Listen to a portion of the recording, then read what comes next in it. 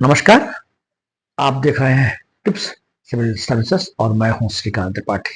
आज हम कुछ ऐसे टिप्स की चर्चा करेंगे जो आपके समसामयिक विषयों से संबंधित है, आपके करंट इवेंट से संबंधित है, करंट अफेयर से संबंधित है और पिछले एक सप्ताह में चर्चा में रहे हैं, जो कि आपकी परीक्षा के दृष्टिकोण से, हमारे सामान्य ज्ञान के दृष्टिकोण से काफी महत्वपूर्ण सिद्ध होगी, ऐसा मेरा भरोसा है।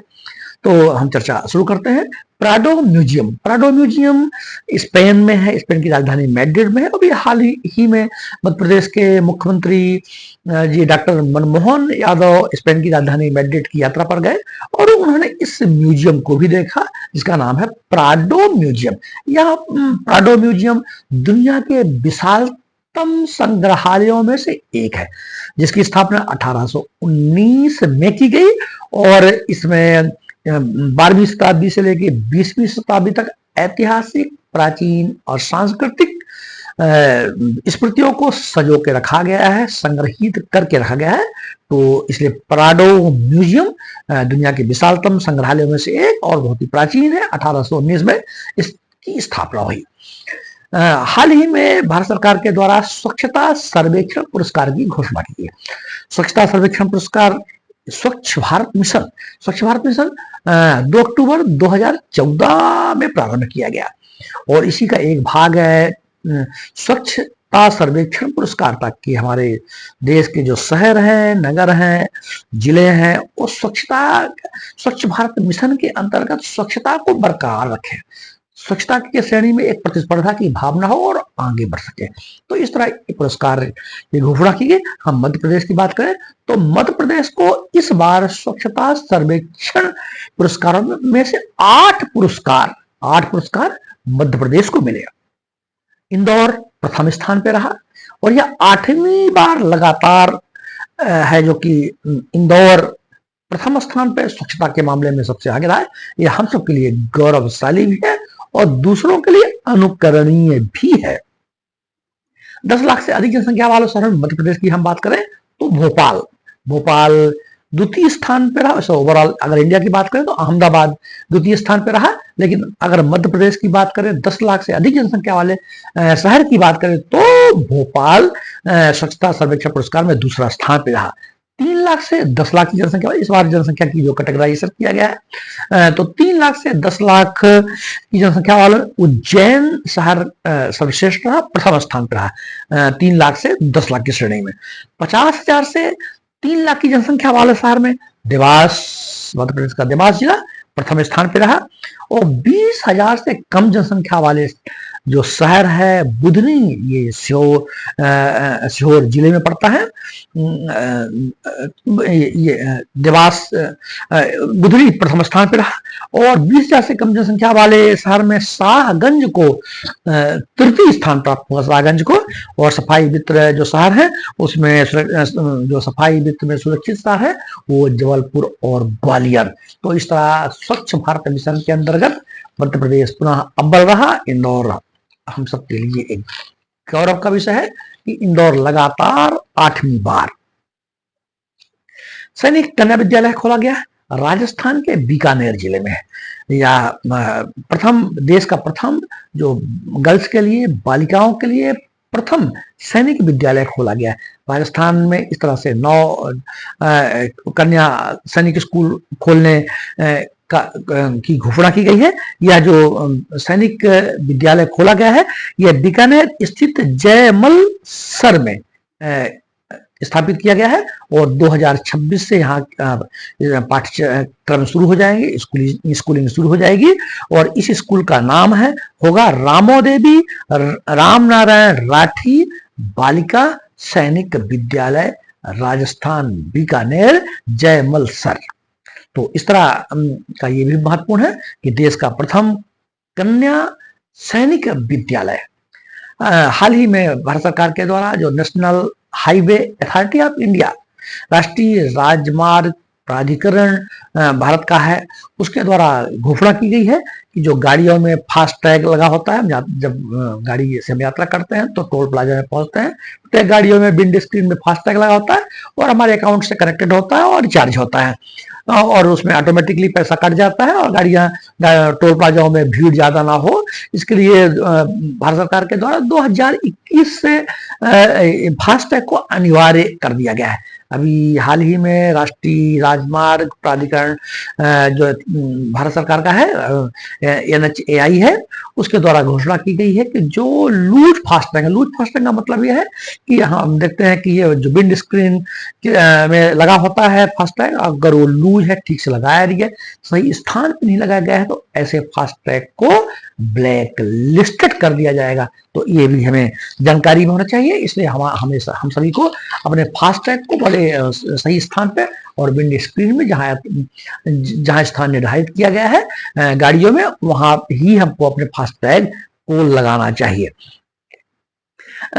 50% स्वच्छ ऊर्जा को भारत सरकार ने हमारे जो क्लीन एनर्जी का जो मिशन है कि 2030 तक हमारा जो 50% जो हमारे जितना ऊर्जा का कंजम्पशन है, हमारे अधिकांश जो भी ऊर्जा का जो 50% जीवाश्म ईंधन से प्राप्त होता है, कोयला से प्राप्त होता है, लेकिन 2030 तक स्वच्छ ऊर्जा के अंतर्गत जो हमारे नवीनीकरण ऊर्जा है, हाइड्रो इलेक्ट्रिक, सोलर, मतलब जल विद्युत, सौर ऊर्जा, हवा से बनाई जाने वाली, ज्वार भाटा से बनाई जाने वाली, तो इस तरह की का लक्ष्य है कि 50% जीवाश्म ईंधन से और 50% जो नवीनीकरण ऊर्जा है, ऊर्जा के स्रोत हैं, उनके माध्यम से हमारा लक्ष्य रखा गया था कि 2030 तक हम इस तरह का लक्ष्य प्राप्त कर लेंगे।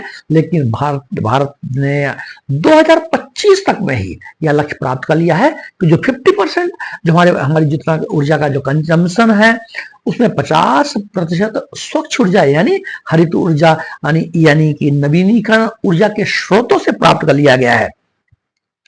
अभी देश में कुल स्थापित बिजली क्षमता 484.8 गीगावाट है। इसमें से 242.8 गीगावाट यानी 50% जो बिजली है हाइड्रो, सोलर, विंड और न्यूक्लियर जैसे गैर जीवाश्म ईंधन स्रोतों से मिलती है। जानते हैं जीवाश्म ईंधन हमारा बेसिकली फॉसिल फ्यूल जो है वह कोयला है। तो इस तरह 50% जो हमारी ये स्थापित क्षमता है बिजली की 484 गीगावाट, इसमें से आधी ऊर्जा 50% ऊर्जा हमने अपने जो हमारी रिन्यूएबल एनर्जी है, नवीनीकरण ऊर्जा के स्रोत हैं, हाइड्रो, सोलर, विंड, ज्वार भाटा, न्यूक्लियर, इनसे हमने प्राप्त कर लिया है। और 50% हम फॉसिल फ्यूल अर्थात जीवाश्म ईंधन अर्थात कोयले से प्राप्त कर रहे हैं। तो ये लक्ष्य रखा गया कि 2030 तक हम ऐसा प्राप्त कर लेंगे, लेकिन हमने यह 2025 तक ही प्राप्त कर लिया है। तो ये भी एक महत्वपूर्ण विषय है। और एक बहुत ही अभी YouTube ने एक बड़ी स्पष्ट बात कर दी है, AI स्लॉप के बारे में हम बात कर रहे हैं। AI हम जानते हैं आर्टिफिशियल इंटेलिजेंस होता है, और आजकल आर्टिफिशियल इंटेलिजेंस के द्वारा हम बहुत सारे कंटेंट जनरेट करते हैं, फोटो जनरेट करते हैं, वीडियो जनरेट करते हैं। तो YouTube ने स्पष्ट कर दिया है कि AI स्लॉप के द्वारा यदि कोई वीडियो बनाया जाता है और उसमें कोई नवीन बात नहीं जाती है, हूबहू कॉपी कर लिया जाता है, कंटेंट्स नए नहीं होते हैं, डुप्लीकेशन होता है, दोहराव होता है कंटेंट्स का, तो ऐसे YouTube में बनाए जाने वाले वीडियो को जो आर्टिफिशियल इंटेलिजेंस जनरेटिव के माध्यम से जनरेट किए जाएंगे, उन्हें उन YouTube वीडियो को मोनेटाइजेशन अर्थात उनको पैसा नहीं दिया जाएगा। तो YouTube के जो यूट्यूबर्स हैं इस बात को ध्यान रखें कि आर्टिफिशियल इंटेलिजेंस के माध्यम से वैसी ही नकल नहीं करना है कि जो कि YouTube के मानकों पर खरे नहीं उतरते हैं। तो AI स्लॉप को भी हमको जानना चाहिए। ब्रिटेन ने अभी हाल ही में घोषणा की है कि जो वहाँ वोटिंग राइट होगा वह 16 वर्ष तक। अभी हमारे देश में जो वोटिंग राइट है पहले तो 21 वर्ष हुआ करता था, फिर अब उसको 18 वर्ष कर दिया गया है। हमारे भारत के संविधान में वोटिंग राइट्स की व्यवस्था की है। इसी तरह अभी ब्रिटेन में भी 18 वर्ष ही है, लेकिन अगली जो चुनाव होंगे 2026 में ब्रिटेन में, वहां का कहा गया है कि जो मत देने का अधिकार होगा वह 16 वर्ष के उम्र के लोगों को, बच्चों को भी वोटिंग राइट दिया जाएगा। तो ये कैसा ऐसी पहल है, हो सकता है कि आगे अन्य देशों में भी इस तरह की पहल हो। अभी जो वयस्क मताधिकार की उम्र है वह 18 वर्ष ही हमारे भारत में है, ये हमें ध्यान रखना चाहिए। हम बात ब्रिटेन की कर रहे थे, जहां की ब्रिटेन की सरकार ने घोषणा की कि जो अगला उनका इलेक्शन होगा वहां पे वोटिंग राइट यानी मत देने का अधिकार 16 वर्ष के लोगों को यानी बच्चों को भी प्राप्त होगा। ग्रैंड मुफ्ती, हम ग्रैंड मुफ्ती की बात करते हैं। अभी हाल ही में आप हम सब की जानकारी में है कि भारत की एक नर्स थी, केरल की एक नर्स यमन में सर्विस करती थी, निमिषा प्रिया, जिन्हें वहां एक हत्याकांड में दोषी पाते हुए उन्हें फांसी की सजा दी गई थी, जिसमें ब्लड बनी की बातें भी की गई थी। 16 जुलाई की होनी थी। तो ये फांसी की जो सजा थी अभी टल गई है, जिसमें ग्रैंड मुफ्ती काफी चर्चा में रहे। भारत में जो ग्रैंड मुफ्ती ऑफ इंडिया है वो शेख अबू बकर है। ये ग्रैंड मुफ्ती वो लोग होते हैं जो इस्लामिक कानून को, शरीयत कानून को बड़े विशेषज्ञ होते हैं, अपना शरीयत कानूनों में अपना निर्णय देते हैं। तो उन्होंने भारत सरकार से भी अपील की, एवं की सरकार से भी अपील की। इस तरह जो निमिषा प्रिया की फांसी 16 जुलाई को होनी थी, तो ग्रैंड मुफ्ती ऑफ इंडिया जो कि वर्तमान में शेख अबू बकर हैं, उनके हस्तक्षेप से निमिषा प्रिया की फांसी टल गई है। TRF, द रेसिस्टेंट फ्रंट, अभी हाल जब ये पहलगाम में टेररिस्ट अटैक हुए, इसके बाद ऑपरेशन सिंदूर भी चलाया गया था। तो इस जो टेररिस्ट अटैक पहलगाम में जम्मू कश्मीर में हुआ था, तो एक आतंकी संगठन का नाम आया था TRF, द रेसिस्टेंट फ्रंट। तो ये रेसिस्टेंट फ्रंट जो लश्कर ए तोयबा है, लश्कर ए तोयबा का ही चेहरा है, उसका एक मुखौटा संगठन है। और 2019 में जब जम्मू कश्मीर में अनुच्छेद 370 हटा दी गई थी, तो यह द रेसिस्टेंट फ्रंट TRF ये आतंकी संगठन है, ये चर्चा में आया था। वास्तव में लश्कर ए तोयबा ये आतंकवादी संगठन है, पाकिस्तान समर्थित है। जब इसका नाम आ रहा था तो इन्होंने अपना नाम को पीछे रखने के लिए एक मुखौटा संगठन, आतंकी संगठन TRF बना दिया, जिसे लश्कर ए तोयबा का नाम ना आए।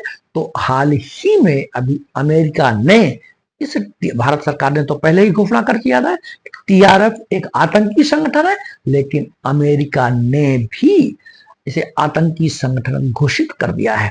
तो ये कुछ महत्वपूर्ण बिंदु थे हम जो कि हमें याद रखना चाहिए। प्राडो म्यूजियम हो गया, भारत का जो स्वच्छता सर्वेक्षण मिशन में इंदौर को प्रथम पुरस्कार मिला। और जो हमारी जो फास्टैग को ब्लैक लिस्टेड करने की बात, लूज फास्टैग को ब्लैक लिस्टेड करने की बात की, हमने उसकी चर्चा कर ली। हमने चर्चा कर ली जो बीकानेर में, राजस्थान के बीकानेर में देश का प्रथम जो बालिका सैनिक स्कूल खोला जा रहा है, हमने उसकी बात कर ली।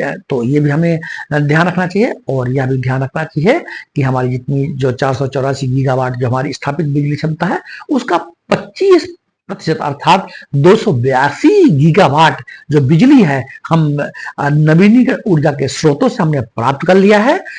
तो इस तरह के महत्वपूर्ण जो बिंदु थे हमने चर्चा कर लिया। ब्रिटेन में जो वोटिंग राइट्स है वो 16 वर्ष के बच्चों को देने का सरकार विचार कर रही है।